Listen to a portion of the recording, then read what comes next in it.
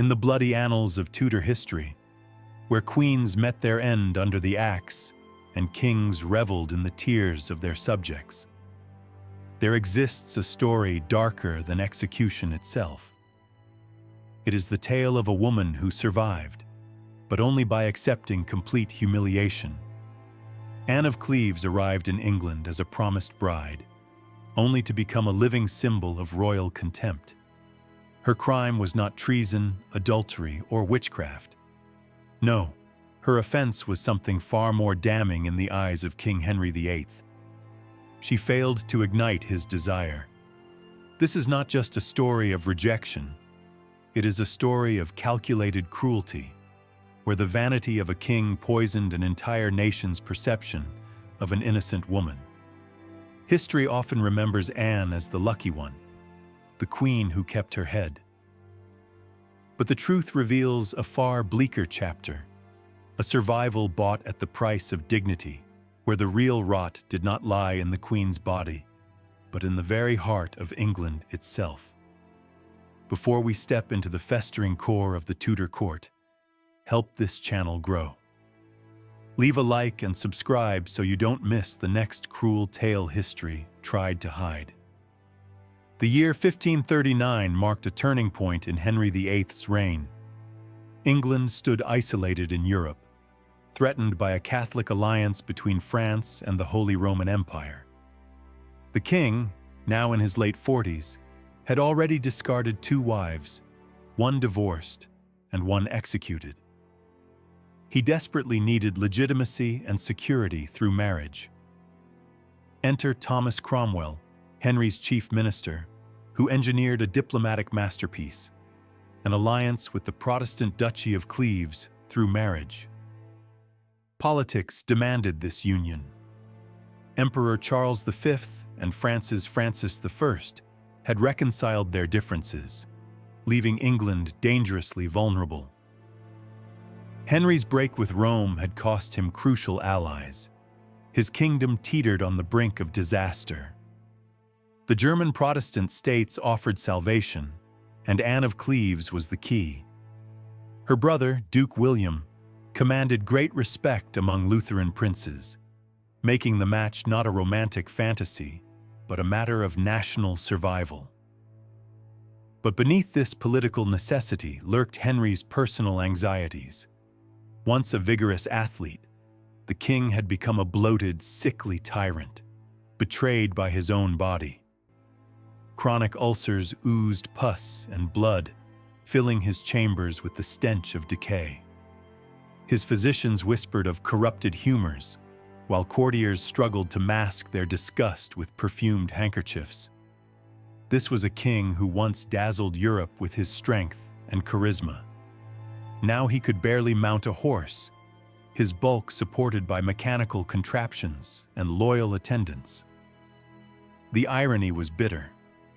Henry VIII, who prided himself on his virility and divine right, had become the embodiment of bodily corruption. Corruption he would soon project onto his 4th wife. Modern medical analysis suggests Henry suffered from osteomyelitis, a bone infection causing agonizing pain, fever, and the foul discharge that horrified those around him. His doctors, lacking knowledge of bacteria, could only wrap his wounds and offer opiates that clouded his already unstable judgment. The mix of constant pain and narcotics created a ruler as unpredictable as he was dangerous. Worse still, Henry's illness likely crippled his sexual function. Hormonal imbalances and circulation issues would have made intimacy difficult, if not impossible. But Henry's ego could never admit to such weakness. Instead, he cast blame on his wives, inventing elaborate defenses that turned his medical failings into moral judgments about female inadequacy. Anne of Cleves's destiny was shaped before she ever set foot in England. Court painter Hans Holbein the Younger had been dispatched to capture her likeness. Known for his unflinching realism, Holbein portrayed Anne in her German finery, serene, dignified, with a composed gaze beneath an ornate headdress. To modern eyes, the portrait shows a pleasant, even attractive young woman. But Henry, fueled by diplomatic flattery and his own need for validation, saw more than a likeness. He saw a fantasy. He studied the portrait obsessively, constructing illusions no mortal woman could fulfill. When Anne's entourage finally reached English shores in December 1539, they carried not just her dowry, but the hopes of two nations. At 24, Anne had spent months preparing for her role as England's queen. She studied English customs, practiced the language, even learned new dances to please her husband. Her dowry overflowed with German treasures, tapestries, jewels, and ceremonial garments displaying her family's wealth and prestige. But the fateful meeting at Rochester shattered every illusion. Henry, ever enamored with pageantry, disguised himself as a humble messenger. Believing himself to be reenacting a chivalric romance, he burst into Anne's chambers expecting gasps of recognition and swoons of delight. Instead, Anne, raised in the formal, restrained court of Cleves, reacted with polite confusion. She did not recognize the king, nor did she faint at his presence. To Henry, this was unforgivable. Witnesses remembered his face darkening, his jaw tightening with suppressed fury. In that moment, politics collided with pride, and pride won. The woman before him, foreign and unknowing, had failed the ultimate test. She had not validated his carefully crafted image of irresistible masculinity. From that day, Anne's fate was sealed. The marriage would proceed, but Henry's campaign of cruelty had already begun. On January 6, 1540, Henry VIII stood beside Anne of Cleves at Westminster Abbey. Draped in cloth of gold, he presented the image of regal splendor. Anne, radiant in magnificent gowns, walked with dignity. Yet behind fans and jeweled hands, courtiers whispered of the king's disdain. The ceremony was outwardly grand, but carried a sinister undercurrent. This was not a celebration of love, nor even of political alliance. It was the staged humiliation of a woman guilty of nothing more than disappointing a tyrant. That night, the royal bedchamber became a theater of shame. Henry approached the marriage bed with the enthusiasm of a man approaching execution. His bandaged, suppurating legs seeped through silk sheets. When he recoiled, it was not his own decay he blamed. It was Anne. Unable to perform, Henry twisted failure into accusation. He told physicians and courtiers that Anne's body was repulsive, that her foreign manners dulled his natural responses. These lies spread through the court like wildfire, whispered behind closed doors, repeated in jest and gossip. Anne's dignity became entertainment. The campaign was relentless. Courtiers mocked her German accent, her unfamiliarity with English customs, even her perfumes. Ladies-in-waiting, once confidants, became spies feeding Henry tales of every supposed fault. What began as disappointment evolved into a calculated performance of rejection, enacted daily by a court desperate to flatter an unstable king. Anne was trapped in a nest of vipers, surviving humiliation after humiliation with silent grace. Within weeks, she had transformed from queen consort into a living scapegoat. Pamphlets circulated claiming German women were inherently unsuitable for Englishmen. Court poets wrote verses exalting the superiority of native beauty. Propaganda normalized Henry's disdain, preparing the realm for the annulment everyone knew was coming. Perhaps the cruelest blow came not from ridicule, but from the invasions of her privacy. Royal physicians and ladies-in-waiting were ordered to examine Anne's body, seeking proof of the supposed defects Henry claimed. These intimate inspections, masked as medical necessity, amounted to the ultimate degradation. Their reports, carefully written to support Henry's narrative, would remain in royal archives for generations. Evidence of a queen's inadequacy preserved for history to misinterpret. As Anne endured this crucifixion of character, Henry's gaze had already shifted, his predatory attention fixed on a new target. Catherine Howard, a teenager whose youth and inexperience promised the validation his ego craved. Anne's destruction was merely the prelude to his next conquest. Even before his marriage to Anne of Cleves was formally dissolved, Henry VIII was already pursuing Catherine Howard. Barely out of childhood, Catherine's youth and innocence became the perfect balm for Henry's wounded pride.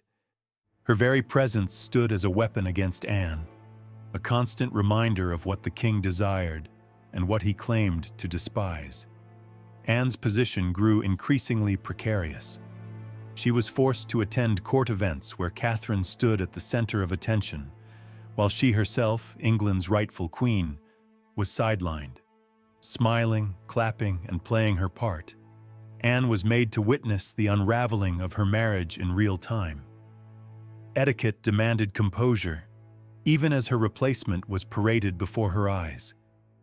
It was psychological torture layered atop the humiliations she already endured. Beyond the personal, the entire European stage watched with fascination and disgust. Emperor Charles V seized on Anne's mistreatment, denouncing it as proof of English barbarity. German princes, whose alliance had been the very reason for the marriage, saw Henry's rejection as a personal insult, a threat to the Protestant cause itself. Anne's body had become a battlefield on which international politics played out. Once Henry's obsession with Catherine Howard reached full bloom, the gears of annulment began turning with ruthless efficiency. The same Tudor machine that had dispatched Catherine of Aragon and Anne Boleyn now turned against Anne of Cleves. The bitter irony? The man orchestrating her downfall was none other than Thomas Cromwell, the very architect of the marriage. Tasked with dismantling the alliance he had so carefully built, Cromwell's fate was sealed alongside Anne's. His undoing would arrive swiftly and brutally. The annulment proceedings were never about truth or justice. They were theater, a carefully staged show to justify the king's desires. Every detail of Anne's behavior was twisted against her. When she testified that the marriage had never been consummated, her frankness was labeled unnatural, almost indecent. Willingness to speak of intimacy became another piece of evidence against her womanly worth. It was a cruel paradox. Silence would have condemned her as uncooperative, while honesty condemned her as shameless. But here, Anne displayed a wisdom that had escaped Henry's earlier wives. Where Catherine of Aragon had fought for her crown and Anne Boleyn had fought for her life, Anne of Cleves chose survival. She understood the offer placed before her life in exchange for her dignity. All she needed to do was yield. When Parliament's commissioners arrived to discuss the annulment, they did not find a defiant queen. They found a woman who had measured the cost and chosen endurance over resistance. Anne accepted that her marriage was invalid. She declared herself still a virgin. She agreed that Henry's rejection was rooted not in whimsy, but in legitimate canonical concerns. It was a masterstroke of political calculation. Anne had studied the fates of Henry's previous wives. She knew rebellion led only to ruin. The terms of her surrender were, by Tudor standards, astonishingly generous. Anne was granted the title of the king's beloved sister.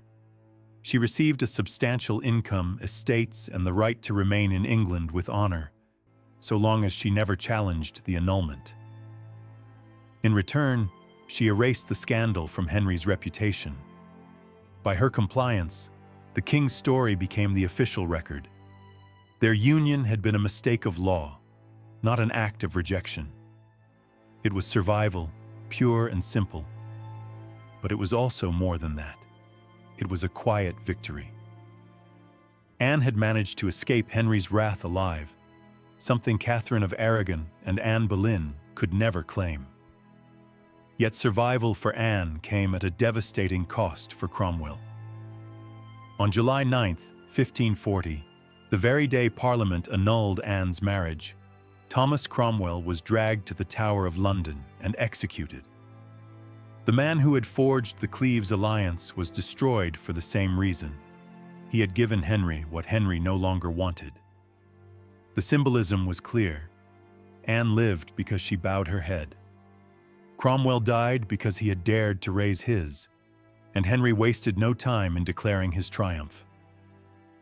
That very evening, he married Catherine Howard, a grotesque display of renewal built directly on the ruins of humiliation and death.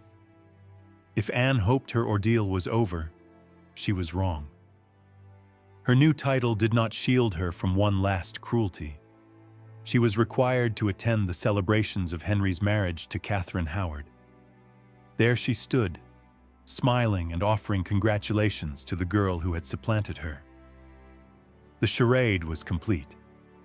Anne's humiliation reached its peak as she applauded the very ceremony that consigned her to history as the unwanted queen. And yet, from this nadir, Anne began an unexpected resurrection. Anne's transformation from queen consort to the king's sister gave her something Henry's wives never had: freedom.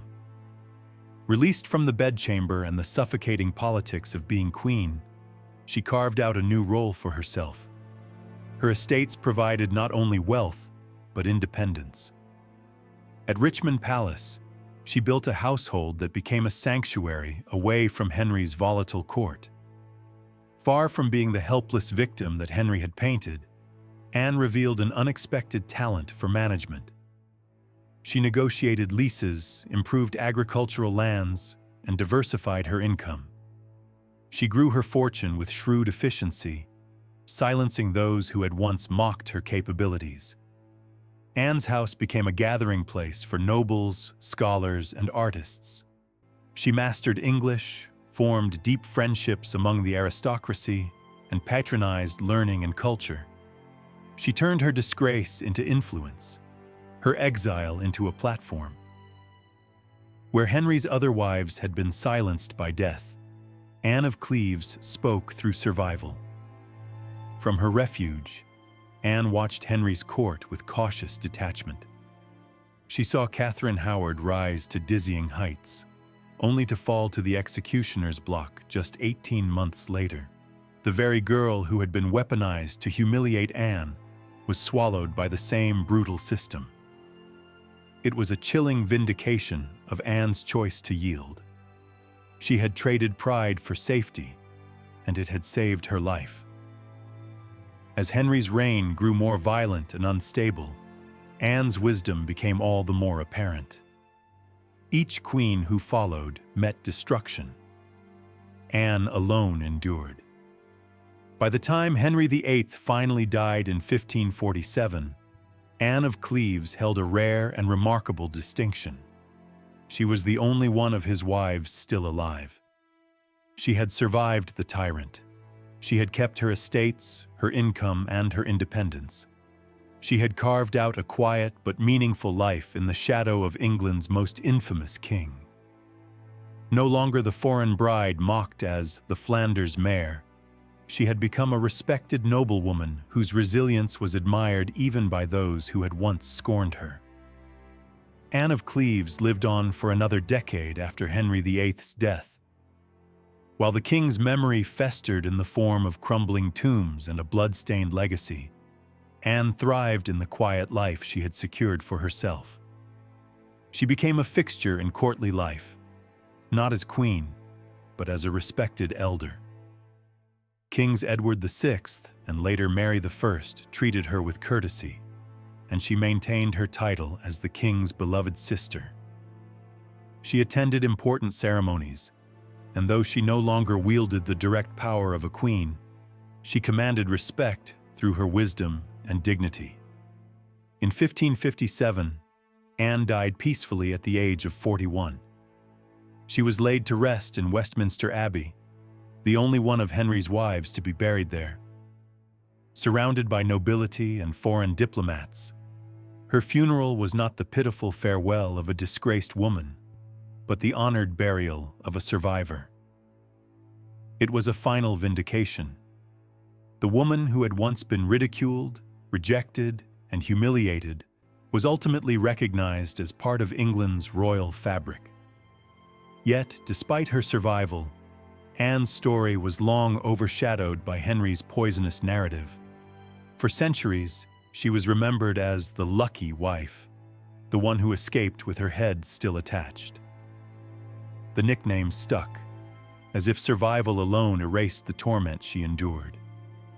Others mocked her as the Flanders mare, echoing Henry's slanders as though they were fact. The truth, however, is far more complex. Modern historians have begun peeling back the layers of Henry's propaganda, exposing the cruelty beneath the myth. Anne was not unattractive, nor was she foolish. She was a woman used as a pawn in a game of power and vanity, a woman who bore her humiliation with strategic grace. The real stench of Tudor England did not come from Anne's supposed flaws. It came from Henry's ulcerated body and rotting soul. Anne's survival was more than a personal triumph. It was a moral victory. By choosing submission over defiance, she preserved her life and reshaped her future. She proved that survival could be an act of resistance, that refusing to fight on a tyrant's terms could itself be a form of victory. Where Catherine of Aragon had been broken by endless battles and Anne Boleyn had been silenced by the sword, Anne of Cleves endured. She lived to see the downfall of Catherine Howard. She lived to see Henry VIII buried. She lived to see her own dignity restored, if only in death. Her story reminds us that sometimes the bravest act is not open defiance, but the quiet decision to outlast cruelty. In the grand sweep of Tudor history, Anne of Cleves occupies a strange, almost ghostly space. She was queen for just 6 months, overshadowed by the drama of her more famous predecessors and successors. Yet her legacy is unique. She was the wife who survived, not through passion, not through love, not through rebellion, but through endurance. She turned disgrace into independence, humiliation into freedom, rejection into survival. She alone outlived the monster who sought to destroy her. If you've made it this far, it means the darker truths of history speak to you. Anne of Cleves' story is not one of romance or tragedy in the traditional sense. It is the tale of a woman who endured humiliation and still found a way to carve out a meaningful life. So what detail struck you most in this story? Was it the stench of Henry's decay?